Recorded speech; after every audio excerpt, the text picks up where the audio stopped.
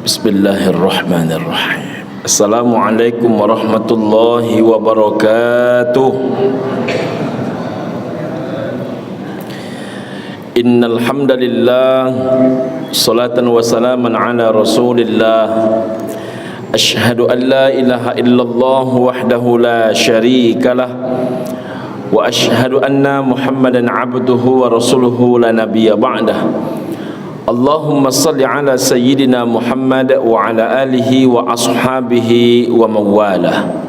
Amma ba'du. Seluruh pengurus yang kami hormati, orang tua kami, Bapak RW, Bapak RT, para penasihat pengurus masjid, pemuka masyarakat, para alim ulama, cerdik dan pandai, asatiz wa asatidat, guru-guru kami yang berhadir, ustaz-ustaz kita yang berhadir yang kita cintai, ibu dan bapa, sahabat sebaya, adik-adik dan anak-anak kami yang kami cintai.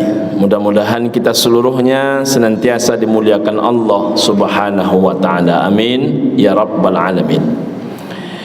Ibu dan bapa rahimakumullah, malam ini kita akan mengkaji tentang indahnya mempertautkan tali silaturahim. Ibu dan bapa yang berbahagia, maukah engkau, kata Nabi, dipanjangkan umurmu, lalu diluaskan rezekimu, bahkan pada hadis yang lain ditambahkan lagi, disehatkan badanmu. Tiga yang dapat ibu dan bapak. Pertama, umur panjang. Kedua, rezeki lancar. Ketiga, badan pun sehat dan bugar. Apa obatnya? Resepnya kata Nabi hanya satu sahaja. Apa dia? Silaturahim. Seberapa hebat silaturahim itu? Pertama, memanjangkan umur. Ada orang bertanya, ibu dan bapak rahimakumullah, bisa sesuatu yang sudah pasti bergeser dikarenakan silaturahim? Ada tiga amalan ibu dan bapak yang bisa membuat umur itu panjang. Orang yang mati hari ini, bisa tidak kemudian dia tak jadi mati dengan kehendak Allah dan kerana amalan dia? Allah lakukan sesuatu yang istimewa kepada dia kerana ada sesuatu yang istimewa yang dia lakukan. Maka jawabannya bisa-bisa saja, tak ada yang payah bagi Allah Ta'ala. Kalau Allah Ta'ala, ibu dan bapa rahimakumullah, bisa menghadirkan hidup setelah mati, apalagi hanya memanjangkan hidup. Kalau Allah Ta'ala, ibu dan bapa rahimakumullah, bisa menghadirkan umur, padahalnya kita sebelumnya tidak pernah punya umur, apalagi hanya menambah angka umur yang sudah ada. Semuanya teramat mudah bagi Allah Subhanahu wa ta'ala. Innama amruhu idza arada syai'an ay yaqula lahu kun fayakun. Jadi kata Allah, maka jadilah dia. Ibu dan bapak rahimakumullah, apa saja amalan yang bisa menyebabkan umur manusia itu bertambah panjang? Pertama, ibu dan bapak rahimakumullah, nama amalannya yang pertama, nama amalannya adalah doa. Mana dalilnya? La yaruddul qada'a illa doa. Tidak ada, kata Nabi SAW, yang bisa merubah qada, yang bisa merubah takdir, yang bisa merubah ketetapan Allah Subhanahu wa ta'ala, illa doa, kecuali doa. Maka ibu dan bapak rahimakumullah, salah satunya kita diajarkan oleh Nabi doa meminta umur panjang. Mana doanya? Allahumma tawwil umurana, ya Allah panjangkanlah umur kami. Jadi doa minta umur panjang itu baik. Jadi boleh kita meminta umur panjang, boleh. Yang tak boleh itu meminta kematian. Bahkan kata Nabi SAW, la yatamannayanna ahadukumul maut min durrin asabah. Jangan pernah kalian meminta mati kerana kalian tak siap menghadapi musibah. Menghadapi musibah, meminta mati tak boleh. Fa in kana la budda fa'ilan, kalau itu terpaksa kalian lakukan, kata Nabi, Faliyakul, maka ucapkanlah kalimatnya. Ini yang boleh. Allahumma hyini ma kanatil hayatu khairan li wa tawaffani idza kanatil wafah khairan li. Ya Allah, hidupkanlah aku selama hidup itu masih baik untukku, dan matikanlah aku jika mati itu yang baik untukku. Namun meminta mati langsung tetap tidak boleh. Tapi meminta hidup boleh, meminta sehat boleh, meminta umur panjang boleh. Itu tandanya ibu dan bapa rahimakumullah, mengutamakan sesuatu nikmat itu dianjurkan dalam beragama. Ibu dan bapa rahimakumullah, bahkan tidak hanya urusan umur, dalam urusan rezeki pun kita diajarkan oleh Nabi doanya. Allahumma in kana rizki fis sama fa anzilhu. Ya Allah, jika rezekiku di langit maka turunkanlah. Wa in kana fil ardi fa akhrijhu. Jika rezekiku itu ada di dalam bumi maka keluarkanlah. Wa in kana mu'assiran fayassirhu. Jika rezekiku itu sulit didapat maka mudahkanlah. Wa in kana haraman fatahhirhu. Jika ada rezekiku itu ada yang haram maka sucikan atau bersihkanlah. Wa in kana ba'idan faqarribhu. Jika rezeki itu jauh maka dekatkanlah. Jadi meminta sesuatu itu kepada Allah Ta'ala boleh, walaupun kata orang hidup mati ajal, hidup mati jodoh rezeki pertemuan itu sudah ada yang menetapkan boleh, tetapi manusia juga boleh melakukan dua hal dalam ketetapan Allah Ta'ala. Pertama adalah berdoa, yang kedua adalah berikhtiar. Maka jangan pernah lupa berdoa. Jangan lupa berdoa. Bahkan berdoa dalam kondisi yang memang sepintas dalam ukuran ilmu manusia tak mungkin. Mana contohnya Pak Ustaz? Sampai usia 86 tahun tak berhenti Nabi Ibrahim alaihissalam berdoa, Rabbi habli minas salihin. Ya Allah, berikanlah kepadaku anak yang saleh. Padahal sudah usia berapa? 86 tahun. Umur istri Nabi Ibrahim Sarah 77 tahun. Tapi bagi Allah tak ada yang payah. Jadi urusan kita itu meminta, urusan diterima tak diterima itu bukan wilayah manusia, itu wilayah kekuasaan Allah Subhanahu wa ta'ala.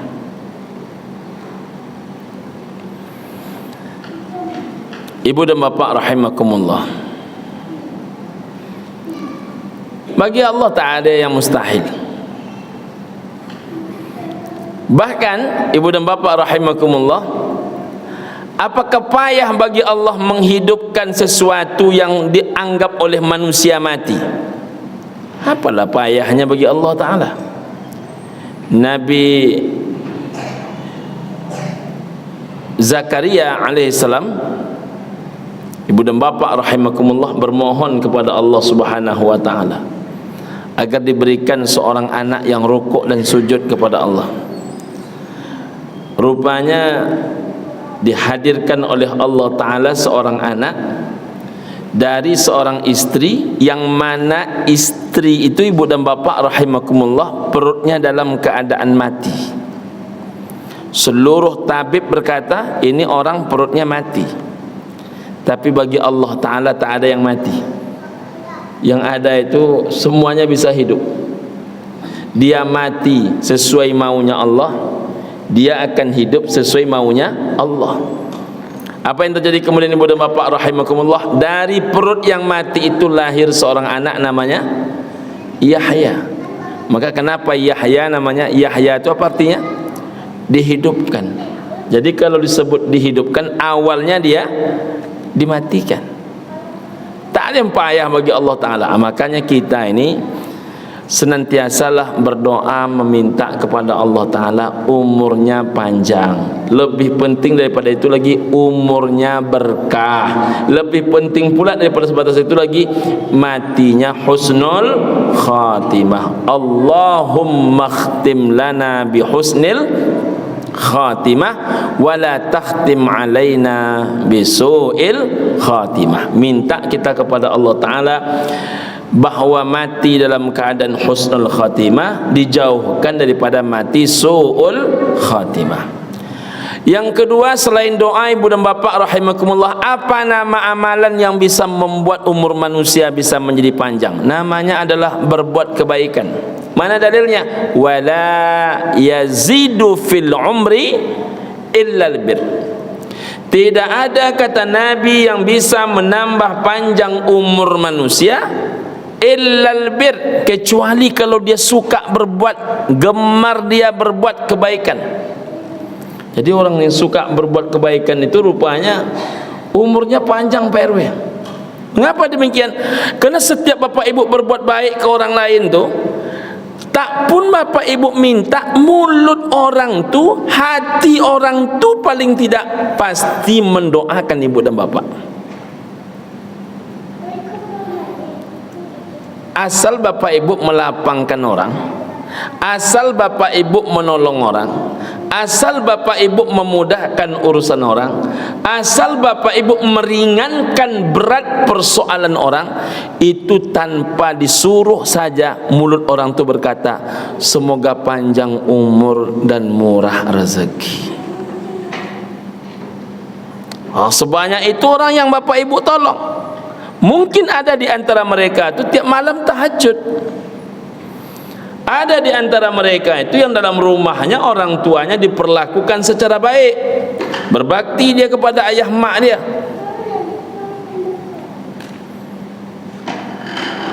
Ibu dan bapak rahimakumullah, ada orang dalam rumahnya itu ada anak yatim. Ada orang dalam rumah itu, ibu dan bapak rahimakumullah, seorang paman kandung yang mengambil alih tanggung jawab adik kandungnya yang wafat, menjadi seperti anak kandung dia, disamaratakannya hak anak kandung dia dengan hak keponakan kandung dia, pontang-panting dia mencari nafkah. Rupanya orang seperti itu yang mendoakan ibu dan bapak. Oh, itu doanya mustajabah. Maka kalau kita berbuat kebaikan itu, ibu dan bapak rahimakumullah, kita ringankan urusan orang, itu doa dia mustajabah, doa ibu dan bapak pun menjadi mustajabah. Apa efeknya? Segala kesulitan ibu dan bapak pun diangkat oleh Allah Subhanahu wa ta'ala. Man arada an tustajaba da'watuhu wa an tukshafa kurbatuhu falyufarrij an mu'sir. Siapa, kata Nabi SAW, yang ingin dia doa-doanya menjadi mustajab? Siapa dia, kata Nabi SAW, yang ingin dia seluruh kesulitan hidupnya Allah lepaskan? Solusinya, kata Nabi, falyufarrij an mu'sirin, lepaskan kesulitan orang lain, mudahkan urusan orang lain. Maka mukmin itu cara berfikirnya, selagi bisa dipermudah, kenapa harus dipersulit? Selagi masih bisa diperlapang, kenapa harus dipersempit? Selagi masih bisa kita membantu, kenapa harus dibiarkan? Tapi kalau orang yang hatinya penuh dengan permusuhan, selagi masih bisa dipersulit, kenapa harus diperlapang, kata dia. Selagi masih bisa bayar, kenapa harus gratis, kata dia. Jadi ibu dan bapak rahimakumullah, perbuatan baik itu kembali kepada melakukan perbuatan kebaikan. Yang ketiga, apa nama amalan yang bisa menambah panjangnya umur manusia? Ini yang kita bahas ini, silaturahim. Silaturahim ini ibu dan bapak rahimakumullah ada dua sebenarnya. Ada yang sifatnya ke orang banyak, namanya silatul ikhwan. Ada yang namanya kepada qarib kerabat, namanya silaturahim. Seberapa hebat dia, Pak Ustaz? Dahsyat sekali ibu dan bapak rahimakumullah. Sedang berkumandang azan asar, Di kota Madinah suhu sedang dingin-dinginnya, Nabi sedang menggigil dalam rumahnya. Tiba-tiba datang malaikat Israel. Apa kata Nabi sallallahu alaihi wasallam? Karena yang datang ni malaikat Israel, keluar keringat dingin Nabi. Jadi jangan Bapak Ibu kira Nabi Muhammad ketemu malaikat Israel santai-santai saja. Tidak juga. Walaupun Nabi adalah orang yang paling siap, ketemu malaikat Israel dalam keadaan dingin, keluar keringat beliau. Jadi kalau Nabi saja ketemu malaikat Israel masih keluar keringat dinginnya, apalagi jamaah Masjid Nurul Muhsinin. Jadi jangan pula nak ketemu malaikat Israel cepat-cepat. Apa kata Nabi sallallahu alaihi wasallam? Apakah sudah datang masaku menghadap kepada Allah, wahai Israel? Kata malaikat Israel, belum ya Muhammad. Lalu sahabatmu yang azan itu, karena sedang berkumandang azan asar, itu adalah azan asar terakhir dia. Mendengar itu, selesai dia azan, ibu dan bapa, apa kata Nabi? Inilah azan asar terakhir dia. Maghrib masih dia yang azan. Kata Nabi, inilah azan maghrib terakhir dia.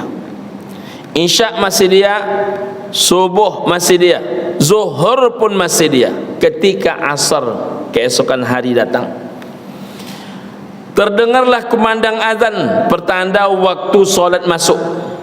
Hebatnya, iramanya sama, suaranya sama dengan yang kemarin, tak ada perubahan sama sekali. Dipastikan dahulu oleh Nabi, rupanya yang azan masih yang azan tadi.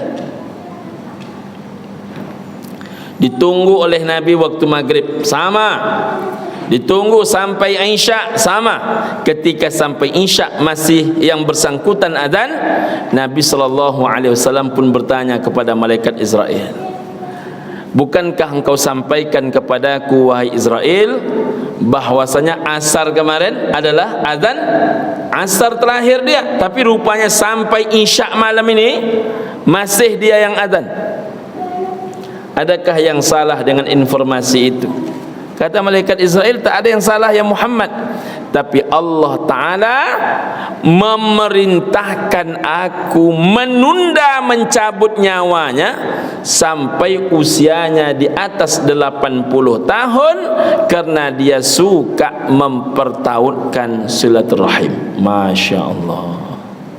Jadi jangan-jangan kita yang hadir ni ada yang mestinya maghrib tadi dah mati, tapi tak jadi karena masih datang ke masjid, bertemu kawan, bertanya kabar, ulurkan tangan, berjabat tangan, saling harga menghargai, saling sapa menyapa, saling hormat menghormati. Rupanya silaturahim itu bisa memanjangkan umur.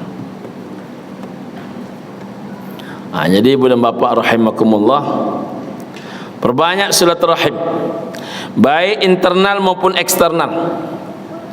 Eksternal yang terbaik Pak Ustaz kepada siapa? Tetangga. Kepada tetangga inilah yang paling mesti berbuat baik kita. Karena banyak orang ibu dan bapak rahimakumullah, orang jauh susah nampak oleh dia, tetangga sebelah rumah dia payah tak tahu dia. Saya ibu dan bapak pernah menjadi ketua satu komisioner Basnas Kota Pekanbaru.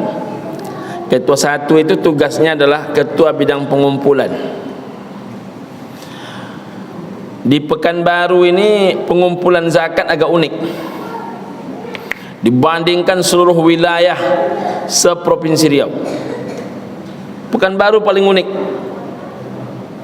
jumlah penduduk paling ramai, perputaran duit paling banyak, tapi zakat sedikit.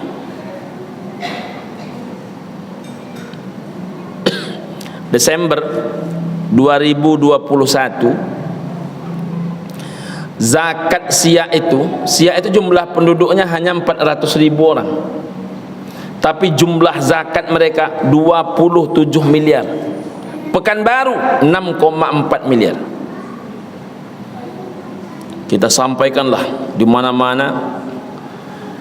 Desember 2022 tetap Siak 27 miliar, Pekanbaru naik sikit 9 miliar 170 juta.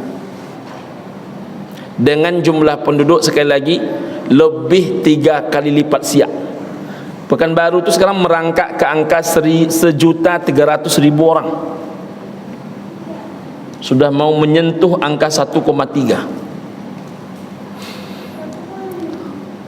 Mulai membaik dia Desember 2023, lebih kurang 10 ataupun 11 bulan yang lalu. Desember 2023 Siak 27 miliar, rupanya Pekanbaru naik 17 miliar 300 juta. 17,3.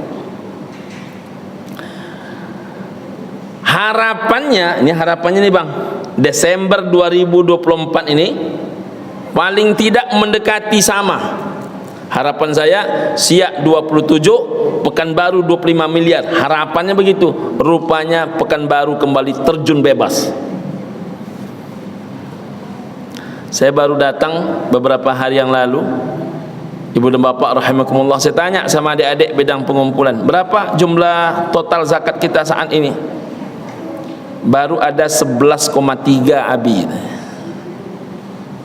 Padahal bulan sudah bulan 11 nih. Bulan 11, tinggal lagi 2 bulan selesai November, berakhir Desember. Rupanya malah turun. Siak tetap di angka 27 miliar, Pekanbaru dari 17,3 sekarang hanya 11,3. Turun. Orang naik, awak turun.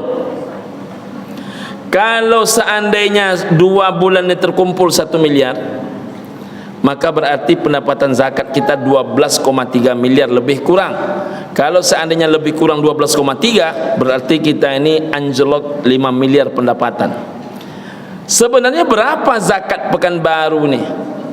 Minimal 89 miliar. Berapa maksimalnya? Bisa menyentuh angka 120 miliar.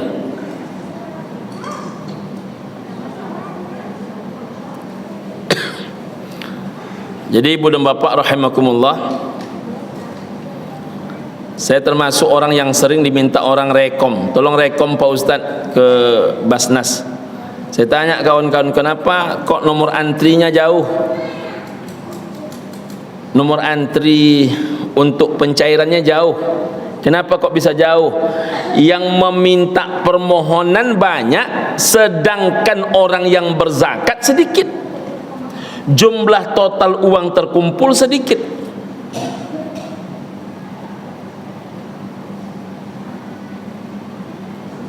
Begitu ibu dan bapak rahimakumullah.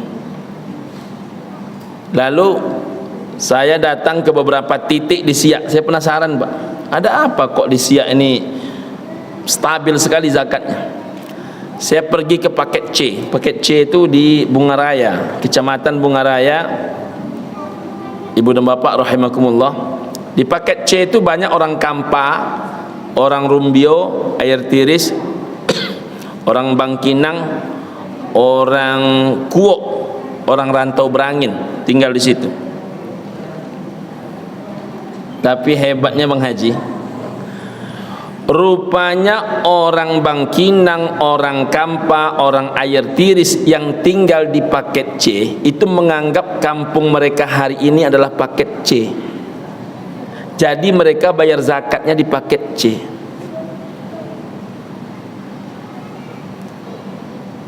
Rupanya itu juga yang terjadi di beberapa daerah Indonesia yang lain. Maka pengumpulan zakat ini menjadi baik. Tapi itu tak terjadi di Pekanbaru Pak.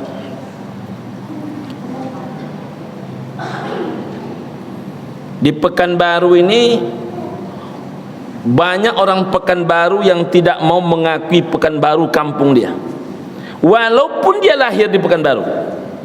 Bahkan bukan hanya dia yang lahir di Pekanbaru, emak dia, nenek dia lahir di Pekanbaru, tapi tetap tak mau mengaku sebagai orang Pekanbaru. Kan aneh itu.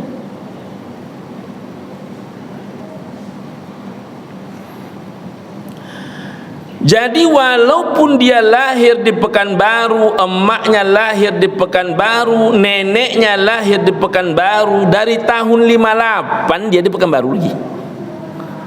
Dari tahun 58 dia tinggal di Pekanbaru.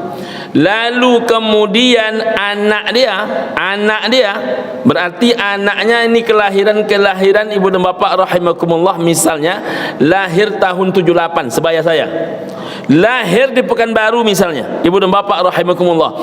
Anak saya misalnya juga lahir di Pekanbaru, saya lahir di Bangkinang, ibu dan bapak rahimakumullah lahir lagi di Pekanbaru 2003. Anak pertama itu lahir tahun 2003, ibu dan bapak rahimakumullah lahir di Pekanbaru, sekarang sudah mengajar pula.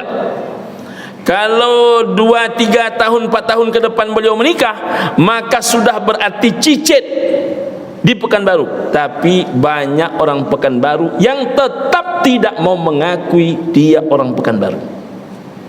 Jadi dia hanya bertumpah darah di Pekanbaru tapi bukan orang Pekanbaru. Dia hanya berumah di Pekanbaru tapi bukan orang Pekanbaru. Dia hanya numpang melahirkan anak di Pekanbaru tapi bukan orang Pekanbaru.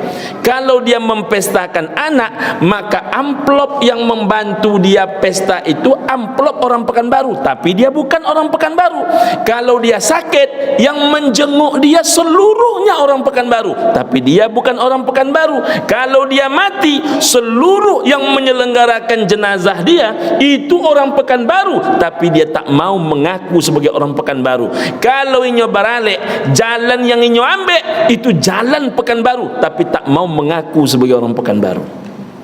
Itu terjadi di Pekanbaru, Pak. Sunnahnya macam mana, Ustaz? Ya Aba Dzar, kata Nabi, hai Abi Dzar, labbaik ya Rasulullah, pergi engkau ke Yaman. Lalu sampai di Yaman, kumpulkan olehmu zakat orang Yaman. Jadi zakat orang Yaman tu dikumpulkan oleh Abi Dzar sebagai wakil Rasulullah langsung ke sana. Setelah engkau kumpulkan zakat orang Yaman, lalu bagikan zakat itu di Yaman. Nggak ada perintah kumpulkan zakat orang Yaman bawa ke Madinah, nggak ada itu. Kumpulkan zakat orang Yaman, bagikan di Yaman. Jadi siapa yang paling hebat mengamalkan di ma bumi dipijak, di situ langit dijunjung? Itu Rasulullah sallallahu alaihi wasallam. Rasulullah orang Mekah tapi membayar zakatnya di kota Madinah. Abu Bakar, Umar, Utsman, Ali, Abdurrahman bin Auf, seluruh mereka orang kota Mekah, tapi ketika mereka mencari uangnya di kota Madinah, maka tempat membayar zakat di mana? Di kota Madinah. Tapi tak terjadi itu di Pekanbaru, Pak. Jangankan zakat mal ibu dan bapak, zakat fitrah 37.000 cuman jumlahnya, itu pun tak mau dia bayar di Pekanbaru. Dari mana Ustaz tahu? Coba cek seluruh masjid Jalan Duyung, Jalan Torak, Jalan Gulama, buka di hadapan saya daftar penerimaan zakat fitrah. Pasti takkan ketemu angka sejumlah jiwa warga. Coba buktikan Bang RW. Berapa jumlah warga di RW ini, berapa catatan yang mau membayar zakat fitrah di Masjid Nurul Haq, di Masjid Nurul Muhsinin, di Masjid Nurul Hasanah, ya Bang. Kemudian di awal Al-Manar, Tongkol, coba cek. Ketemu berapa persen dia? Ketemu saya 25% dah, hebat dah. Saya menyampaikan ini di tempat saya tinggal dulu Bang, baru tersentuh angka 40%. Itu setiap Ramadan itu saya sampaikan ini terus, barulah tersentuh di angka 40%. Berapa Pak Guru jumlah zakat itu? Hanya 37.000. Itu pun tak mau dia membayarkan di tempat dia tinggal. Jadi Pekanbaru ini bagi dia hanya untuk diasapi saja. Tompek mengeluarkan asoto.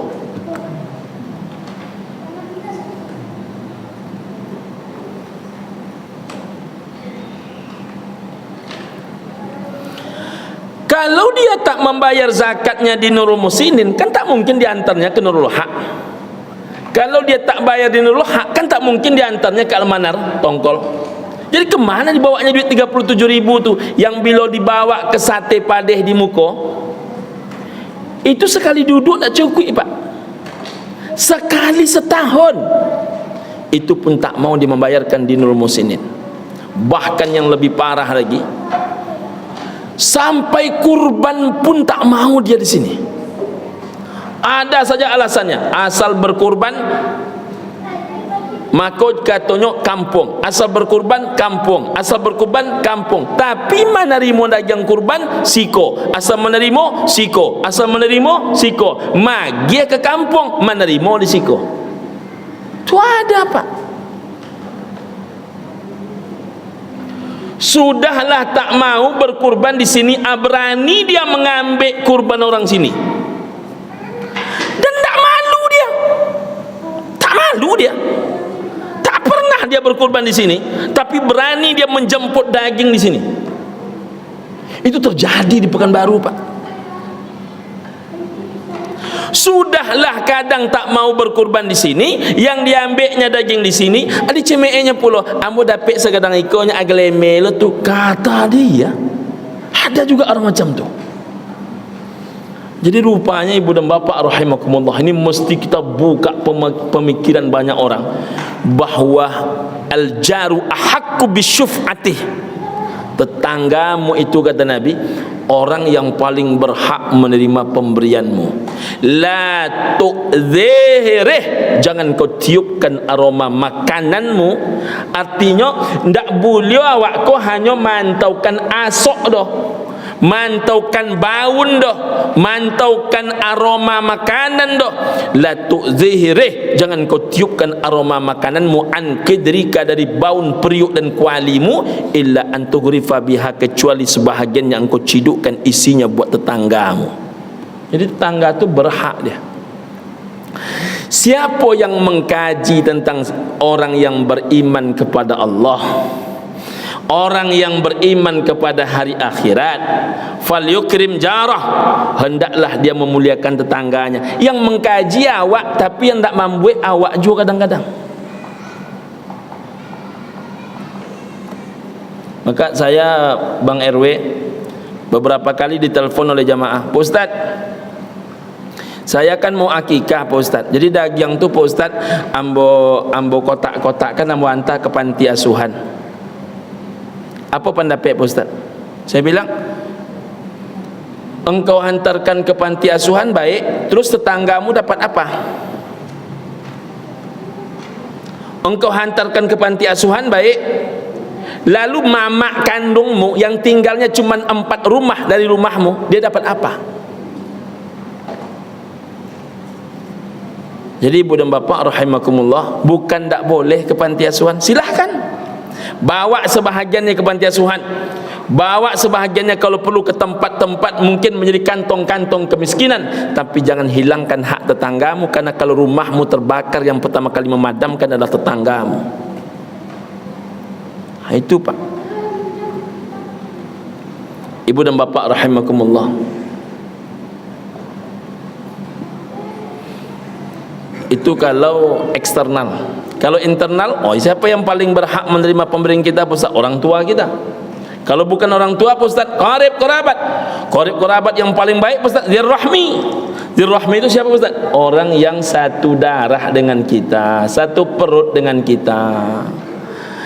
Maka kata para ulama, orang yang suka membantu adik kandungnya, abang kandungnya, saudara kandungnya, atau paman kandungnya, bebek kandungnya, makcik kandung dia, itu paling cepat menghantarkan kemuliaan dan murahnya rezeki. Kadang Pak, orang di kantornya memujinya seluruhnya. Nyo asal ada acara makan-memakan barabuit membayar, tapi mamaknya hidup susah, tak pernah terasur. Jadi ibu dan bapa rahimakumullah, inilah silaturahim. Silaturahim tu ke tetangga bersilaturahim, ke qarib qarabat bersilaturahim juga. Bahkan luar biasa hadis Nabi sallallahu alaihi wasallam, afdalus sedekah, setinggi-tinggi pahala sedekah, seafdal-afdalnya sedekah, dzirrahmi al-kashih, kata Nabi, engkau berikan kepada orang yang berhubungan darah denganmu, al-kashih, tapi dia benci kepadamu. Kenapa pula orang yang benci kita kasih, Pak Ustaz? Karena kalau engkau memberikan kepada yang sayang kepadamu, maka satu pahalanya. Pahala apa itu? Pahala bersedekah, pahala memberikan hadiah, pahala memberikan sebuah pembagian. Tapi kalau engkau berikan kepada keluargamu yang benci kepadamu, maka dua nilai pahalanya, pahala sedekah dan pahala memperbaiki hubungan yang rusak. Mudah-mudahan kita ini tercatat orang yang pandai menjaga silaturahim. Amin ya rabbal alamin. Terima kasih ibu dan bapak rahimakumullah. Mudah-mudahan Allah Subhanahu wa taala senantiasa mencukupkan ilmu yang sedikit ini dan senantiasa menyampaikan kepada hati kita semua. Amin ya rabbal alamin. Terima kasih. Subhanakallahumma rabbana bihamdika asyhadu an la ilaha illa anta wa astaghfiruka wa atubu ilaik. Assalamualaikum warahmatullahi wabarakatuh.